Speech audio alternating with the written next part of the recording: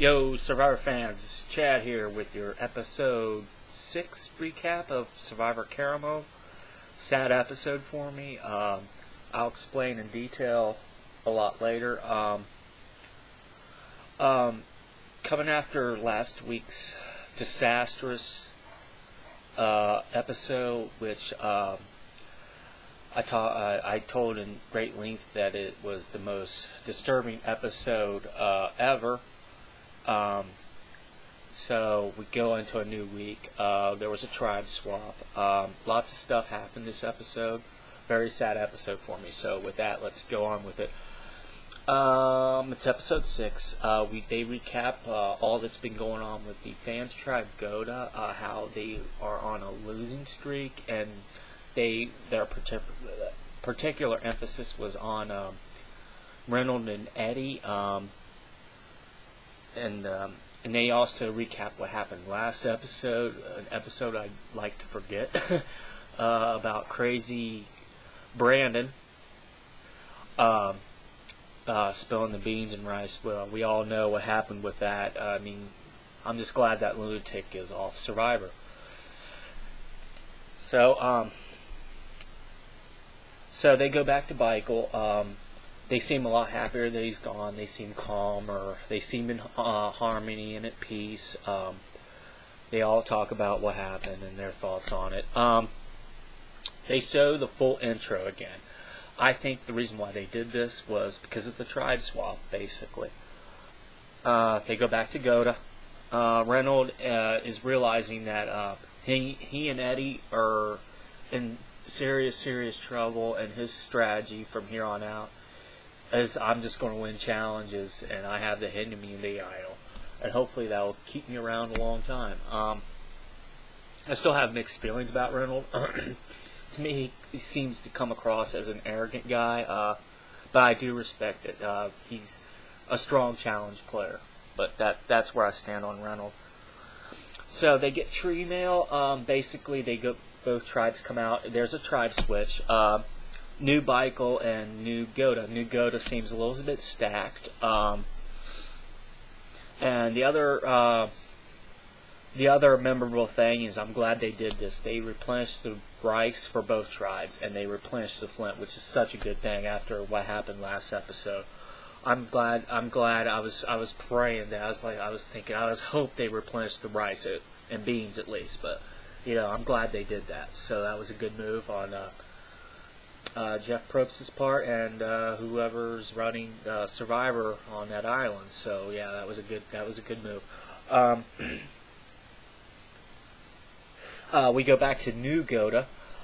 Basically, Reynolds and Eddie are trying to oust Sherry. They're telling everybody how Sherry's been against them since day one, and Sherry is going around to the girls on the tribe telling them about how Reynolds was a sale carsman kind of guy, and Eric said those words too. Eric's not too trusting of Reynolds, so that's that. We go back to New Michael. Beagle by Cal. I still cannot pronounce it. I'm sorry. Actually, Philip takes Silent Julia under his wing. He's telling her all kinds of stuff about, he's going to take her under his wing, blah, blah, blah, blah, blah. And this episode is the first we get to hear of Julia, because she was pretty much non-existent until this episode. So we go back to New Goda, and this was Malcolm and Andrea scurry off somewhere, and basically Andrea tells Malcolm that she had a dream he had a hidden immunity idol, and Malcolm's like, no, I don't have the hidden immunity idol. We go to a Malcolm confessional.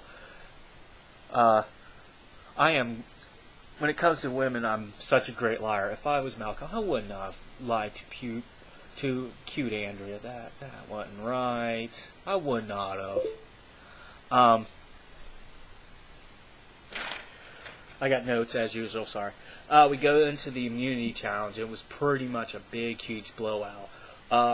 Like I said before, New Goda seemed like the stronger, more physical tribe, and it showed in this challenge. It was a rolling crate challenge. You had to stack it up and build like kind of a puzzle deal. Goda had it from the start. Michael used kind of a they overused Philip. He went on like 3 or 4 runs out of the 6 heavy crates that they had to get, and basically it was a big blowout. We go back to Michael. Philip gives one of his usual pep talks. Matt and Michael plead his case to Philip. Stealth R Us is brought up again. Cochran and goes to talk to Matt and Mike, and he realizes that Matt and Mike are a strong duo, and Matt was really honest about it. In the end, Cochran convinced everybody to vote out Matt. Tribal happened. Matt got voted off. If anybody knows me or follows me on Twitter, Matt was my favorite this season. He was from Cincinnati. Met him a couple times.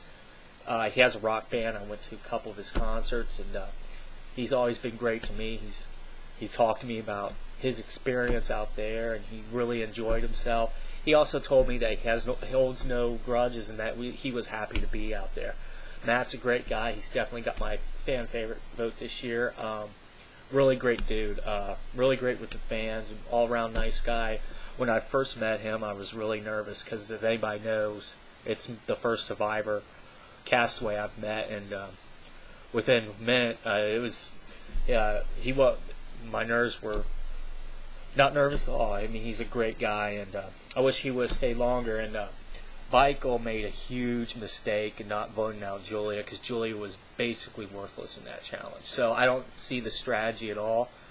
Matt's shown that he's a loyal guy, and why they did not vote out the weakest player, which is Julia, which is beyond comprehension. But anyways, that's what it is. I'm sorry to see Matt go, and great dude. So despite Dawn voting him out, I'm still rooting for her. So that's what I have. Next week looks like Malcolm's going to make some big moves. Looks like Philip's going to be targeted. He's saying that he's strongest, and it looks like he's lacking in challenges, that sort of thing. So, but that's what I have. Peace, love, chicken grease. Love you guys. Glad no more piss and beans and rice stuff. All right, love you guys. Peace. Bye.